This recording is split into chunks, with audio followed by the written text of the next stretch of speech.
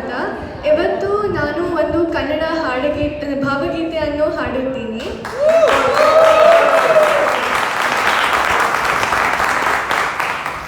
ಯಾವುದು ತಪ್ಪು ಮಾಡಿದರೆ ನನ್ನನ್ನು ದಯವಿಟ್ಟು ಕ್ಷಮಿಸಿ. Very good evening to everyone. I am Gyata and today I will be singing Kannadigar Tayi, a Bhavagite, and please excuse me if there's any mistakes because this is my first time singing in Kannada.